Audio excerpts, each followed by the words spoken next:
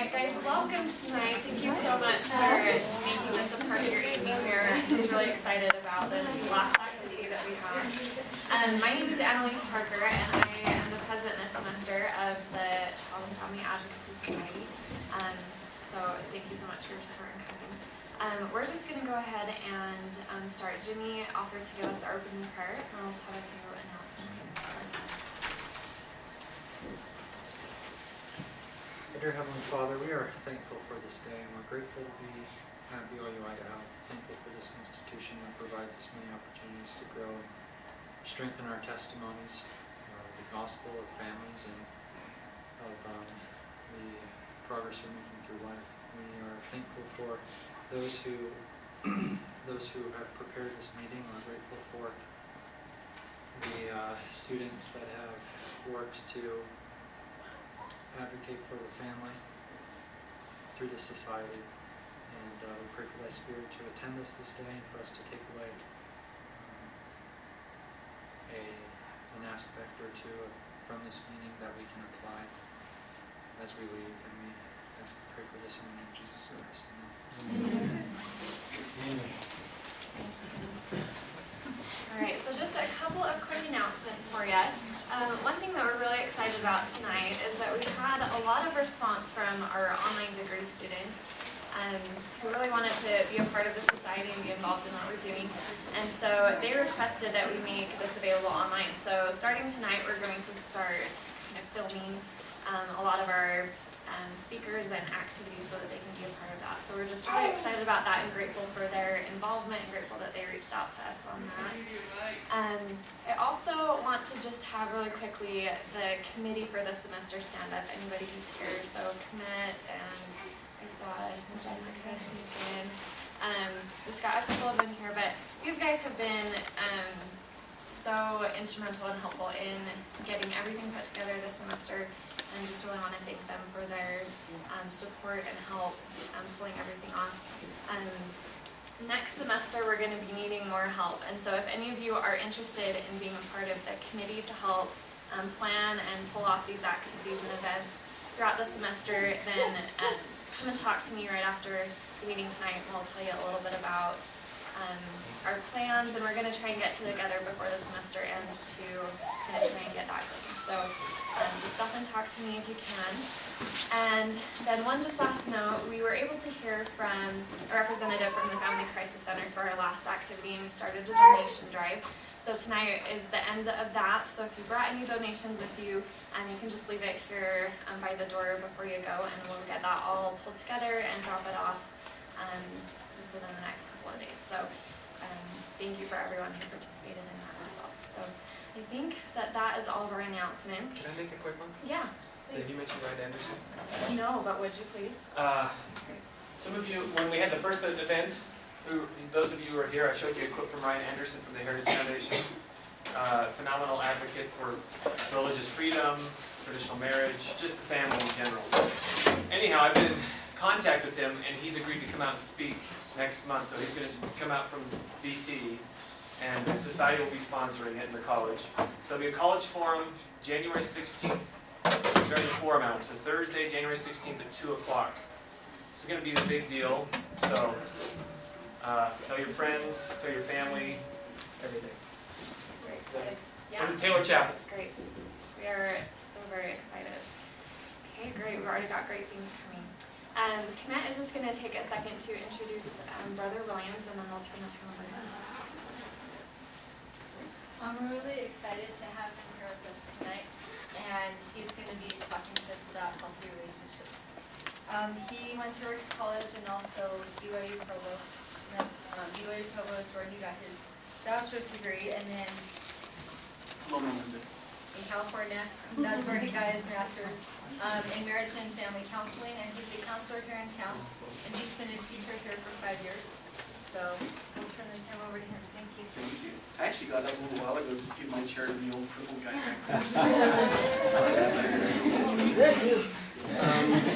First of all, Was it church basketball? Is that It was faculty basketball. basketball? It was just as bad. The only thing that's more violent, yeah. It's actually why BYU does pretty well in football with their defense. They grew up playing church basketball.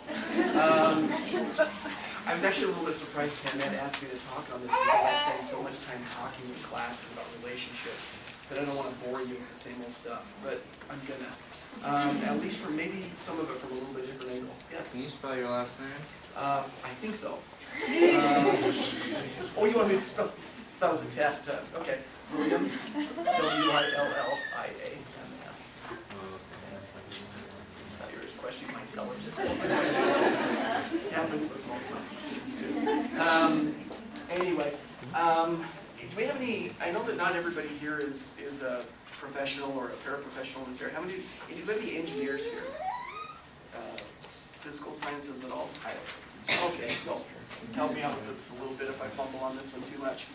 Glasses on so I can see.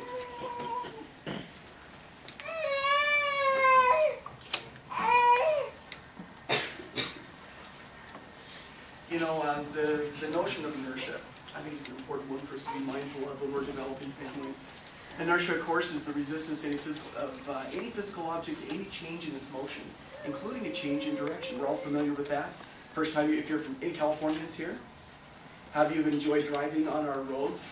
Have you experienced inertia as you've approached a stop sign and sailed through the stop sign? That's inertia. And that's just a general tendency that's how things tend to operate. The principle of inertia is one of the fundamental principles of classical physics, and we have to understand that to understand how the world works in a lot of ways. Inertia comes from the Latin word inerse, meaning idle and sluggish. Has to do with mass anyway. Well, inertia isn't only manifest in the physical world, it's manifest also in relationships. Inertia is also the tendency for any relationship to continue on the same trajectory as it began. Patterns established early in the relationship will tend to continue through the life of that relationship. Having counseled over, gosh, it'd be probably close to 300 couples now over the last 25 years, that's one of the observations I would make. Homeostasis kicks in, the notion that once we get a pattern established, and you know how that is, when for example, at the table, when somebody sits in the wrong chair, even if you've only been married for a month, you know which chair is yours, don't you? And so some kind of funny things kick in. And the homeostasis kicks in pretty rapidly. When somebody sits in the wrong chair, there's usually sort of a look. A cold wind blows through the room. And it's pretty evident that things are not going to be right until you switch back to the proper chairs. Well, it manifests itself in a lot of different ways. Fill you in some more with anyway, I'll leave it alone. Inertia actually kicks in Wikipedia, lesser. That's where the spelling of the last name helps a little bit. So the law of inertia, but also the law of entropy.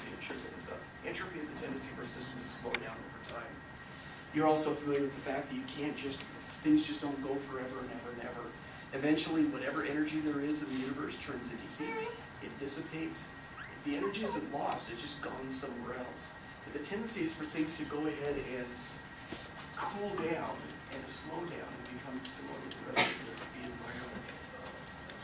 Eventually all the bodies or systems lose temperature and energy until they reach the temperature and energy level of the environment. The same thing happens in marriage as well. Without a constant infusion of energy, time, attention, and affection, they become as cold as the world around them. These infusions won't likely happen naturally or spontaneously. You see, when you're dating, it happens naturally or spontaneously.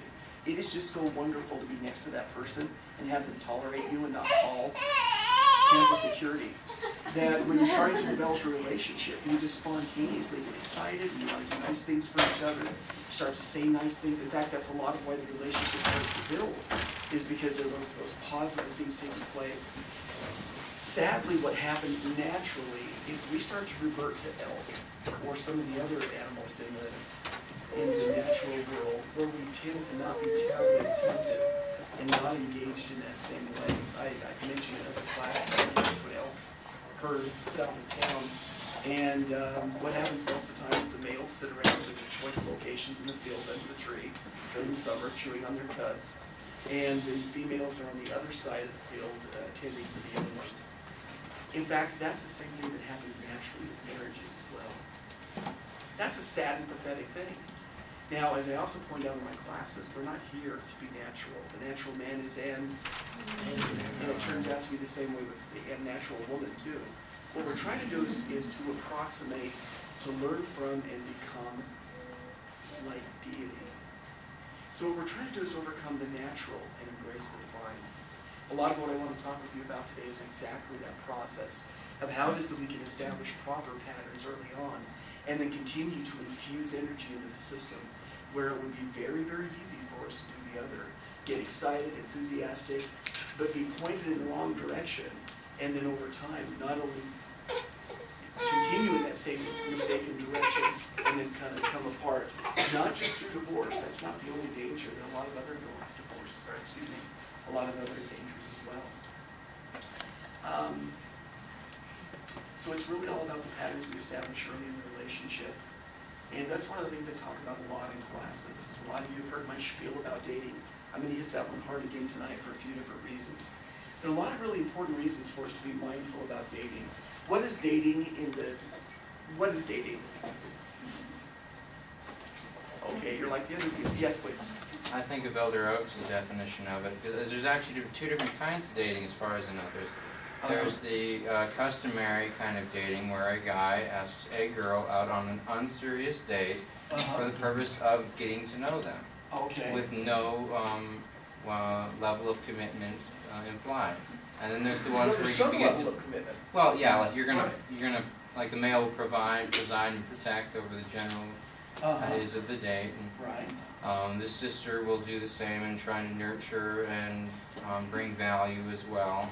And if you asked her to do anything, any help, to do so and to have genuine, concern for each other. Yeah. But above that, and to enjoy each other's company, to know each So other, this- that's what This dating idea of is. going on a variety of activities with a variety of people.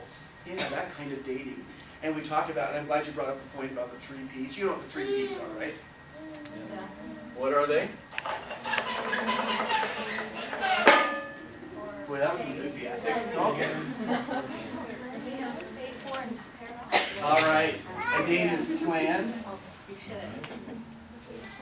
paid for, and paired off. Now, the question is, why are all 3 of these important? Now, I know that a lot of you are already married, so we're not going to spend all of our time there, but I think it leads into something incredibly important. It'd be easy to overlook. But in fact, any people, well, we know at least 2 people are engaged here, to each other. How many engagees do we have in the room? Okay, 3 engagees, obviously, we're not that more mature, so somebody else is not here. Bad joke, get used to it. It's gonna be a long, long meeting. So, we talked planned, paid for, and paired off. Why is it important that that's what a date is? Why is that important? Because it says the pattern for the future, like the man provides plans, like presides over family. So the first one you mentioned is that when they have planned dates, and when he's taking responsibility to make sure something is planned, then he's actually practicing and demonstrating his ability to be a presider, to preside in the family future. What other correlations do you have up here? Provide, talk about that one, Mary. What do you want to know? Tell us what you think we ought to know. How it goes with the other one? Yeah, How it goes with paid for? yeah. Well, when a guy pays for a girl on a date, kind of sets him up for the future when he gets married and provides for her needs. Absolutely. It's He's- small to big, but. Thank you. It's a microcosm, or it's a small piece. But you know, it's been interesting, and I mentioned this in a lot of classes, having counseled a lot of couples over the last 25 years, one of the most common concerns or complaints I hear from young women, wives, or sometimes old wives, very often the concern is, you know what, we always talked about the fact that he was going to be the provider in the family, that he was going to work. It seems like I've always had to work, I've always had to be the provider in the family. But when you gather a history of the relationship, what you found is that when they dated, what they really did, rather than going on a variety of dates that were planned, paid for, and paired off, for the most part, they just hung out at her place and she fixed dinner. So in a lot of ways, what was happening is they were continuing on the very trajectory that they had established when they were dating. In fact, a lot of men have said this in all sincerity, but that's what we did. Why would she think it was going to be any different? I thought that's what we were about. I thought that was our relationship. I know that's a little disturbing, isn't it? And yet that's something I've seen over and over again. I've seen that probably with half or more of the couples that I've counseled over all these years. Very, very common. And what does this one correspond with? Protect. Protect. Would you talk about that? That's one of his responsibilities, is to protect his family, and so when they're paired off, he's able to do that when they're together, and when they're alone and spending time together. Yeah. What are the things that he's when he pairs off on when they pair off on a date, how is he practicing his protection skills? What are some ways that happens? Yes, please. Honoring her physically and emotionally. Yes.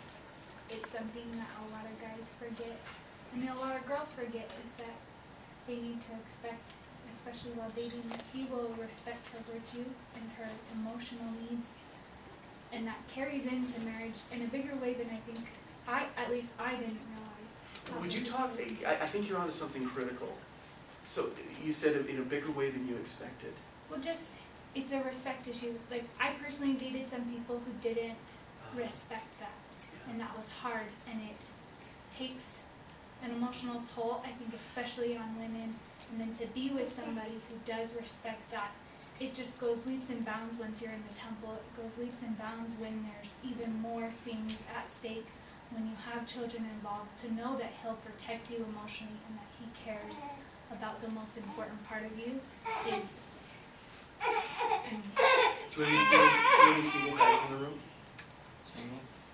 Okay, I can talk to you for a moment. I like these conversations. By the way, I've actually heard a lot of women talk about this. This is very, very sexy.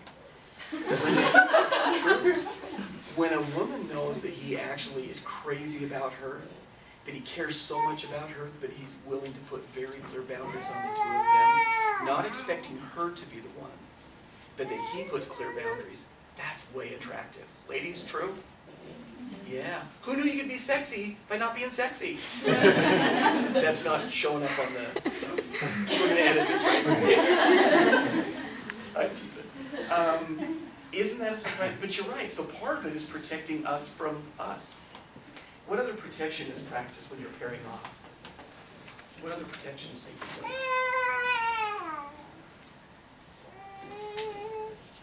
Now, usually the guys say, well, you're protecting her against like another guy that might want to dance with her or something. And yeah, that could happen too. Any other protection that's going on? Well, how about this? The very fact that when you're out on a date, you're making sure that when you're paired off with her, you're also protecting and making sure that she's having a good time. Making sure that her needs are taken care of. You're practicing little things like making sure she's got a drink. You're practicing a lot of those different things. This shows, in fact, you are so concerned about her, no one else is more important in the whole world right now, even if it's only for those 2 hours during a day. So even though I ribbed you about the idea of commitment, no, there is significant commitment that's being practiced. And the funny thing is, if you can date this way, you can stay married this way. So again, I cannot overemphasize the significance of dating as a way of practicing for marriage. It's a tremendous way of demonstrating your ability, improving your abilities, learning to work with another person in this context. He also pointed out earlier that the guys don't, or the women don't get entirely off the hook either, because they get to practice their nurturing skills in a lot of ways, don't they? Ladies, be aware that when you tell a guy, but it is probably women will underestimate this, the significance of a woman appreciating something that a guy does. It is huge. When you say something like, oh, that was so sweet. Thank you so much for thinking of me that way. I love that. Guys will go. And that's either Captain Moroni or Morgan, depending on your cultural reference. But guys are willing to step forward and do all kinds of things to be protectors. When you are nurturing and recognizing their efforts in those areas, you'll be astounded at how much that happens. What happens sadly, however, and this is the reason hanging out is dangerous stuff, is that when hanging out, the hanging out model, which when I was in California, we call it hang out, make out, and drop out. But that tendency for people to instead to focus on spending enjoyable time together with their lips all over each other, and then breaking the relationship. Very, very common way that people think of dating. Once again, and I love that Sarah was kind enough and brave enough to, she led a presentation a couple of weeks ago talking about this very issue of why it is that that's such an important thing to establish this way. What most people end up doing is a pattern I also call date them till you hate them. You know what I'm talking about, right? Where you find somebody that tolerates you well enough that you'll, and now they're yours, and you're a couple, in a kind of disturbing way.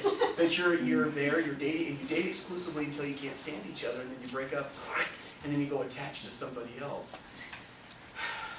That's the most common pattern of dating, even here, isn't it? There are a lot of problems with that. That means that people have to break up on a regular basis. It means people have to hurt, which also makes it harder to attach the next time very securely, which also interferes with being able to stay attached and confident and safe in marriage. So for a lot of reasons, this is critical stuff. I think it'd be very easy to overlook this. And again, most of my clients have not been LDS. 85% of my clients probably have not been LDS. It is absolutely as true for them as it is for us.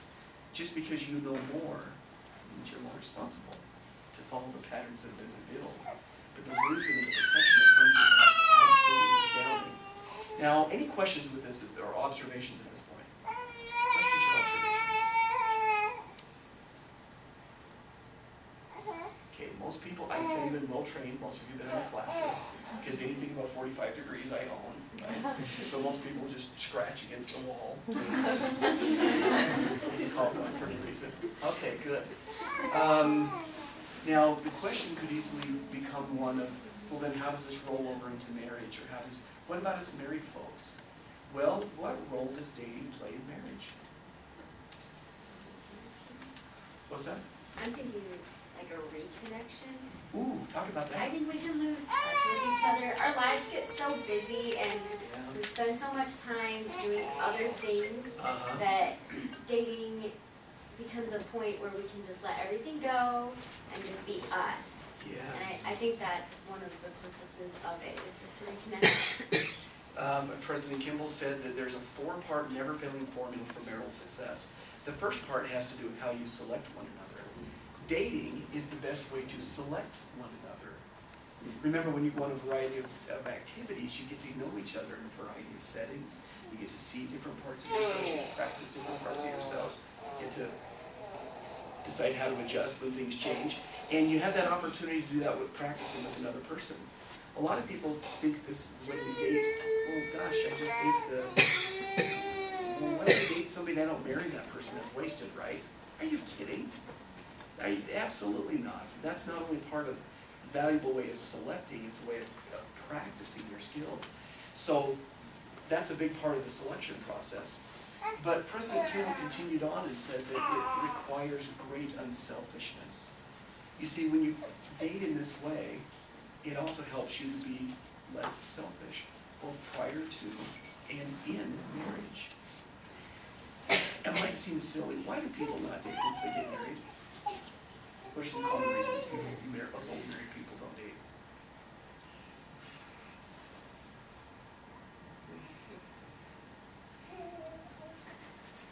Yes? We may think about the time that we spend at home, whether we're both on our computers at the same time doing homework is enough. So romantical. Yeah.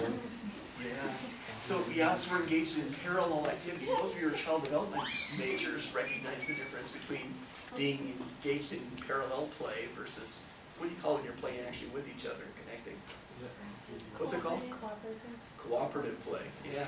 So some of us have to learn to work on our cooperative play. Yes?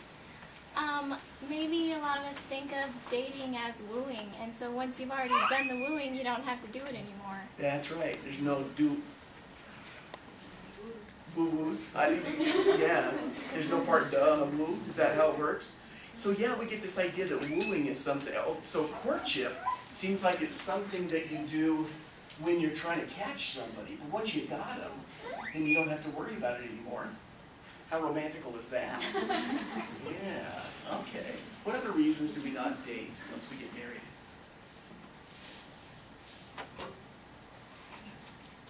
other thoughts? Yes, Children.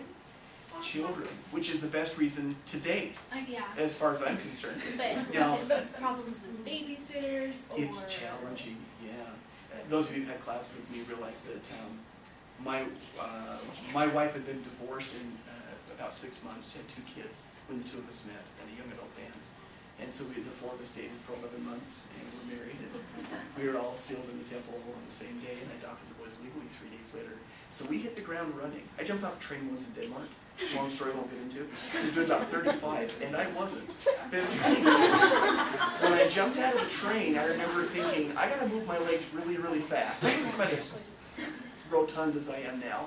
But I remember cranking those legs as fast as I could, hoping there wouldn't be a big difference between the speed of the ground and the speed of my legs. Well, that's kind of how we hit marriage too. There was a lot going on, and yes, we had kids right from the very beginning.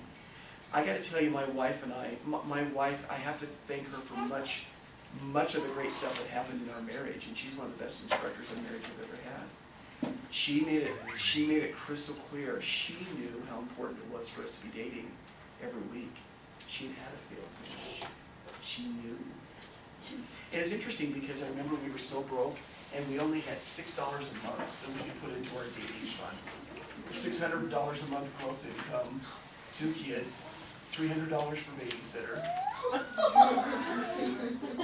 $225 for rent. You can see it went pretty rapidly.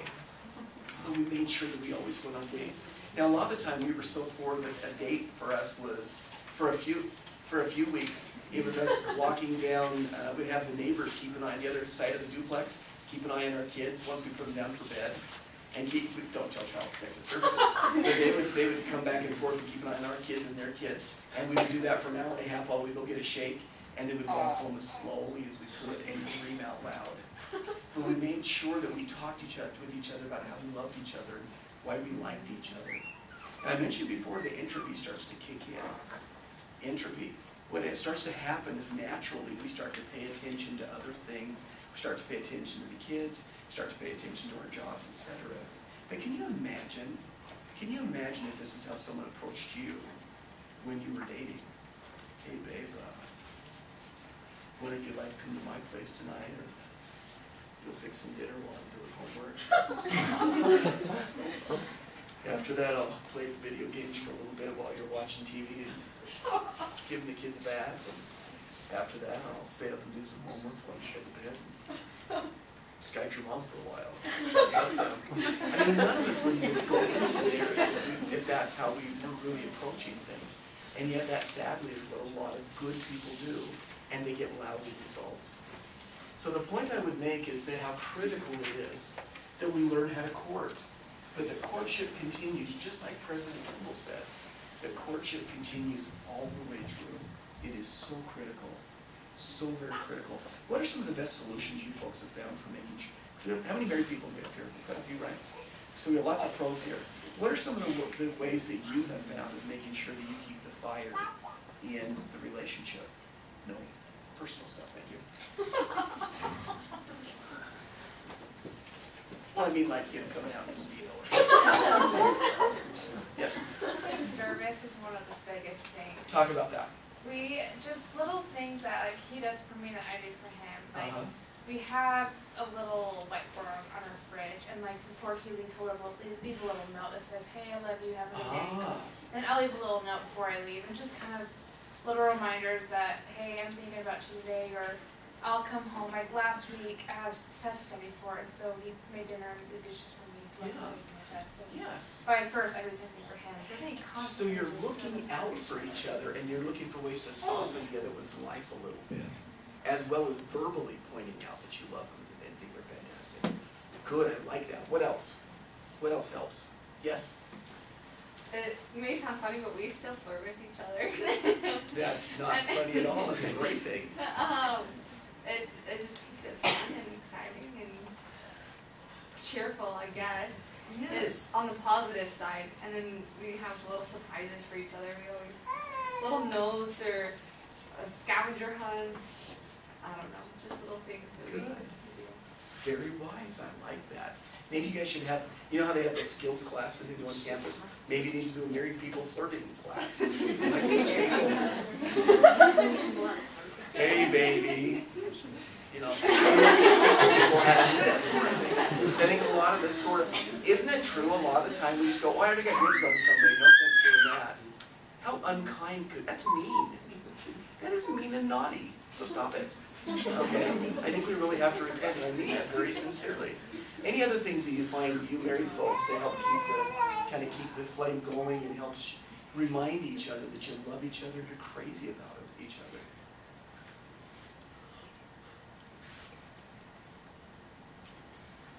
Yes, please.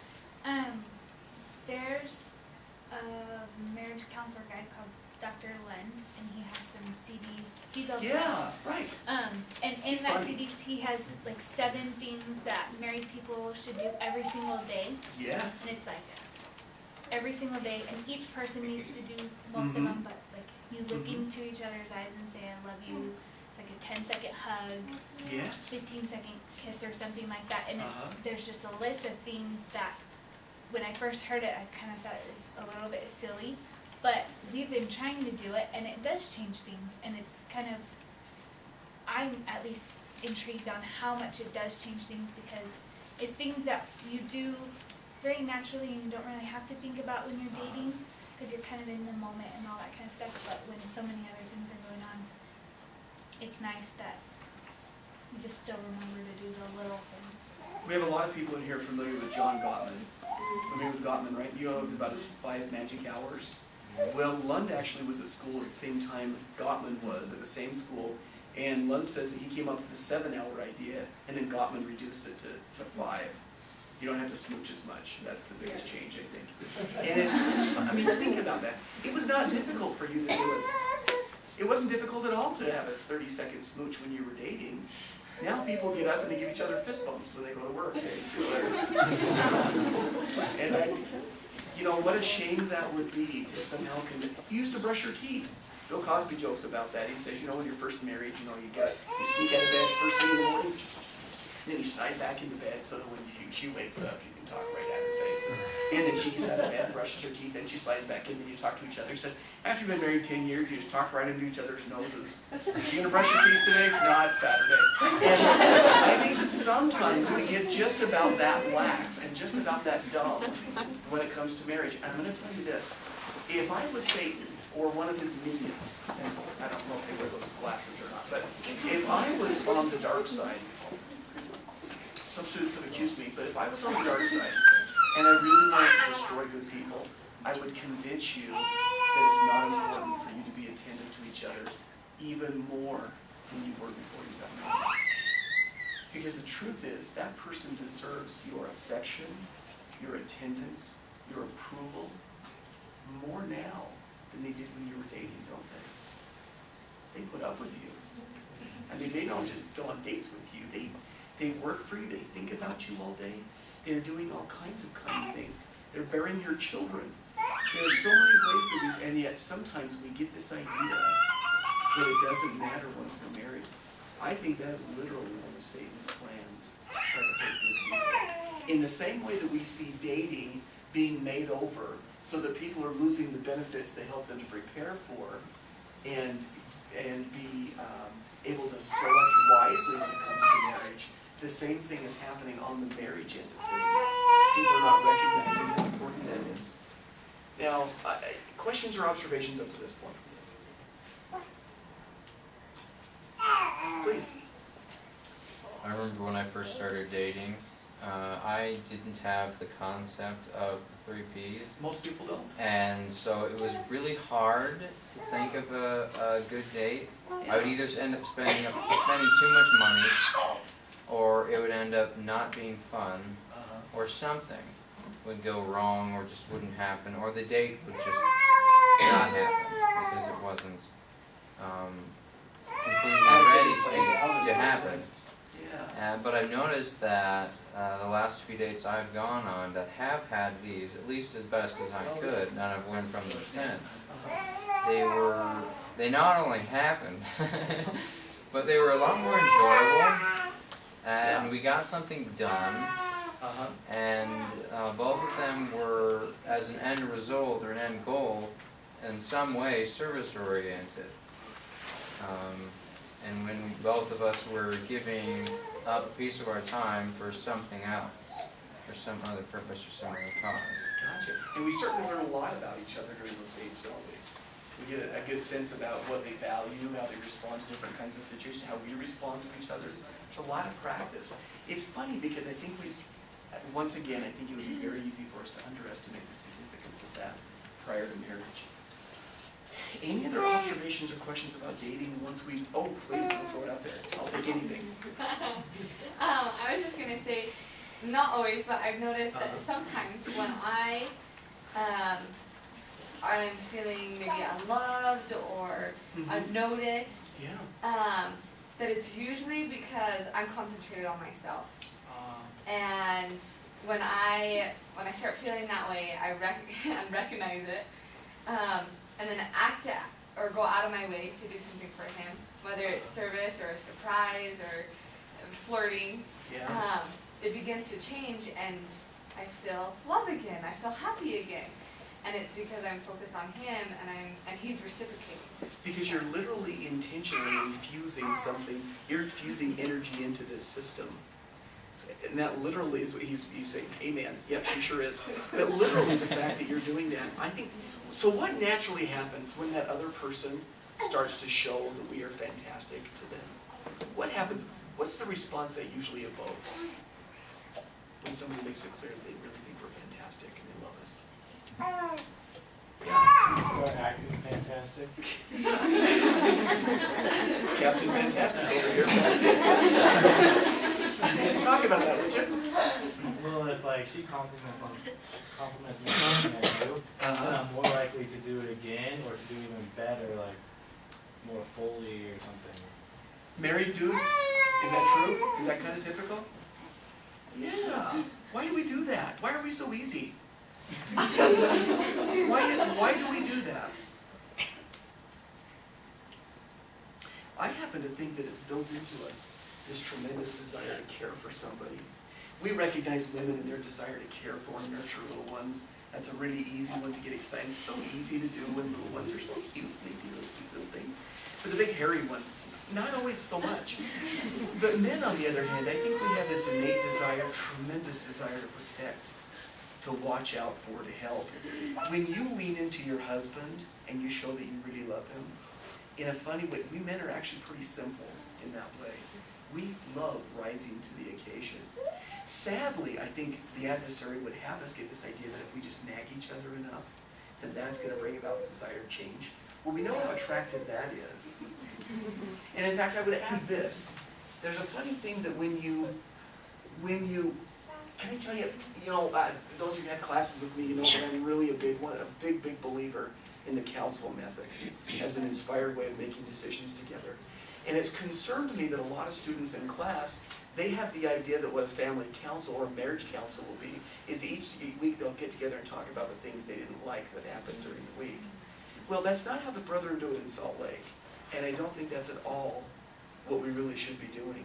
In fact, there's a funny thing when we complain. What happens when someone expresses pain? What naturally happens inside of you? What happens when you see a limping puppy? Like Brother Rarick. What happens? You holler out, what happened to your leg? Oh, even as dudes are somewhat compassionate on stuff. What happens inside of women? In fact, what sound do women make when they see a limping puppy? Oh. Dudes, it's built in, I'm telling you. But it's funny because there's this compassion that comes out, and you just want to reach out and take care of them. So that, if you can express pain without blame, it tends to evoke compassion. What happens, on the other hand, when somebody says, I'm hurting, and it's your fault? What feeling does that bring? The puppy sound? What happens instead? No sound. We get defensive. Absolutely, we get defensive. Wait a second, the reason I did that is because, I wouldn't have to do that if you wouldn't. We tend to go into defensiveness. Yes, please. I just have a question. Please. What about when they feel pain but they don't say anything about it? They keep it to themselves. You just I guess, sense of distancing. Uh-huh. Because I've had a lot of people say that's kind of happening, and they don't know how to manage it. Because it would be really nice to address your husband's pain and say, Yeah. oh, I'm so compassionate for you, how can I help you? But when they don't tell Okay. you, Your husband's a martial arts dude. He can't hurt, okay? He really is. He's absolutely into martial arts. And so I can say that. You know, guys, how easy is it for us to talk about hurting with our wives? Does that answer the question? Dude, I don't hurt. I had that one time I broke something, but that's okay. You know, it's kind of funny. In a funny way, we focus on this nurturing thing as if that's only going to happen with the kids. I'm going to suggest to you that men need your nurturing in this area more than you women possibly could know. There is something wonderful when a man is able to say, I'm feeling bad that I wasn't able to do it for you better. And when you go, oh, ouch, well, and you reach out and nurture him, now he's probably going to go, well, really hurt her if it's just sort of a mild regret or something. But you know, and it may be that men will sort of soft pedal it because they're not sure that they can express that pain. But I'm going to suggest to you, by the way, you guys know what the baptismal covenant terms are, right? What are they? Warn with those who mourn, comfort those who stand in comfort, and bear one another's burdens and they may be light. Now, no more of that important than is in marriage. But you see, when you express understanding and care for each other, when one of you expresses pain, including a dude, when you express appreciation and sympathy or empathy, it makes it a lot easier for them to go ahead and put down their defenses and be willing to show even where they're hurting. so what you're saying is if we are empathetic towards them, so if we're kind to them, then it will be easier for them to open up. Including if the few times that they by the way, dudes will often not use hurt words. They will say things like this. Kind of sucked, I couldn't get that done for you. Yeah, that's it. You know, I mean, that's not probably what you're naturally going to do. Guys, when you say that, and that may not be the language you use at all, but if you say something like that, what are you really saying? I'm hurting. What's that? I'm hurting. Yeah, I feel bad. I let you down. I didn't want to let you down. You know, there's something beautiful about it. One of the things we have to do too is we have to learn how to speak each other's language a little bit. I'm not talking about the love language thing. I think that sold a lot of books. I'm not sure it helped a lot of marriages. But I would say this. When you're able to, when you recognize that person, for example, if your husband says, man, I'm sorry I didn't do that. Thank you. I appreciate that. What that does is it also makes it a little bit easier for him to start to convey some of that. We men, generally speaking, have a tough time talking about the things we feel bad about. Here's a funny thing, though. This is what you really have to understand. Women have a tendency to turn to other friends. They'll turn to their husband, and they'll turn to a bunch of friends. When's the last time you saw a bunch of guys on campus going, dude, it was so bad, man. I felt so bad that you said that thing. And, oh my gosh! I can't believe she did that. You're not going to see that, at least on this campus. You're not going to see that. There's a funny thing. Women tend to spread out. They tend to sort of, it's like skiing out on broken ice or thin ice. They tend to spread out where they lean for support, not men. They lean on their wives. True? And I think that's a really valuable thing for women to understand. They're leaning on you more than you might realize, but they're trying not to lean on you too hard because they don't want to hurt you. They don't want to do that. And so, let's talk about it. So again, that's another thing I would really recommend that you're mindful of. The women and men very often approach these things in somewhat different ways. But the truth is, when you can get good at expressing pain without blaming each other, and it might be, for example, gosh, I'm worried that we didn't get our budget taken care of like I thought we would. Now, it'd be very easy for us to go, wait a second, you're suggesting that it's my fault. Well, not necessarily. Sometimes we can stop and go, oh, that matters to you, doesn't it? Yeah, it does. Do you know what? That makes sense. When we can simply validate and show compassion, when we recognize that someone is in pain, we're going to find it becomes easier and easier for us to be open and sincere and honest with each other. My wife and I, after 28 years of marriage, it's a lot easier for us to talk about stuff like that. That and I'm a wuss. So, okay, that was supposed to be funny, and obviously it wasn't. They're going, that's true, I've had classes from it. I've seen him cry. Yeah. So, but it's an amazing thing, because what this whole thing about marriage is supposed to be, we talk about being one, we talk about it in our ward, oh, we're going to be one, our soccer team, we're going to be one. We talk about that as if it's a t-shirt slogan. But the reality is we've been commanded to be one. In fact, if you're not one, you are not mine, says the Lord. If you're not one, you're not mine. See, part of this preparing for eternal life is learning to become one with your spouse. It is not natural. It is not natural to be one. It's divine. And the more you draw together, extending yourselves beyond what's natural, extending beyond what you feel like doing, extending beyond what the people in the environment are doing, the more you extend yourself and reach out and really learn to support and connect with each other, the more you're becoming like your Father in heaven. It literally is a critical part of becoming like God.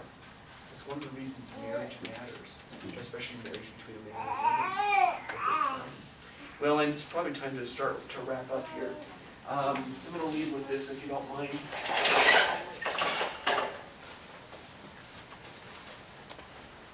And this is actually something I kind of came up with quite some time ago. No, I didn't invent marriage, but you know, we got to bring back the dating culture. We've got to do it. So I thought, what a great idea it would be if we just wore little buttons for people who are willing to date. And since everything is iPad, iPhone, I thought, I date. Would be a good way to go. But since we're here at this university, we have to approach things just a little bit differently.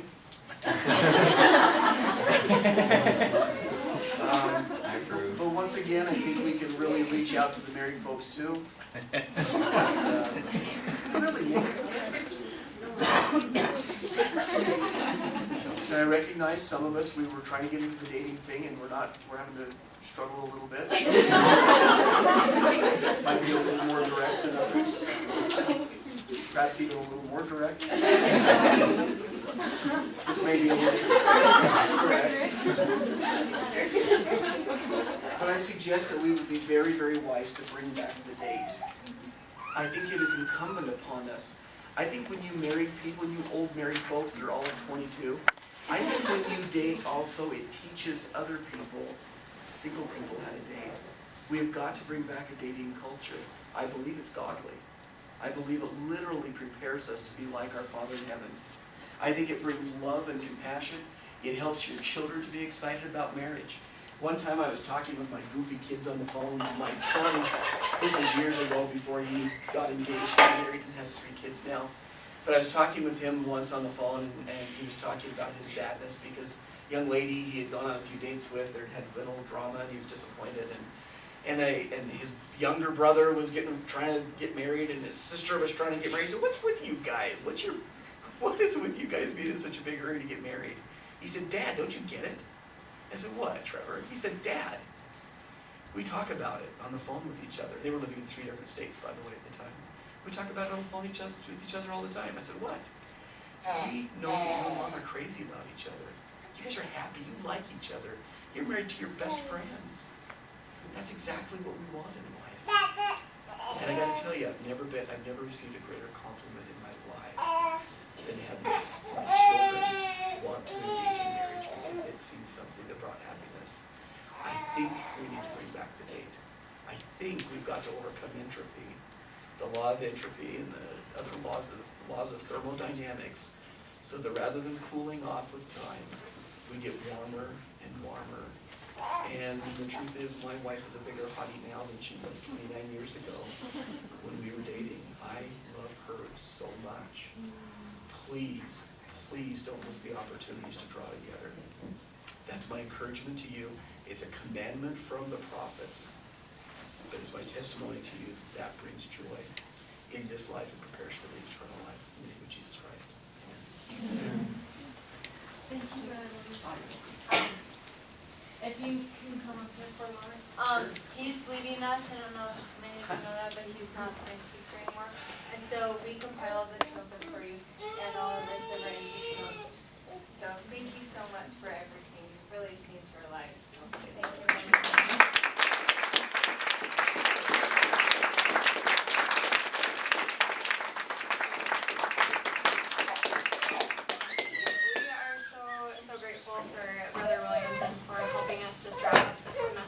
well. So we'll go ahead and let you go. We have lots of pizza back here. I think there's enough for about 2 slices a person. So grab some pizza. My contract says free. Somebody would want to try. We're so grateful for having him talk to us, and thanks again for coming. Enjoy the rest of the night.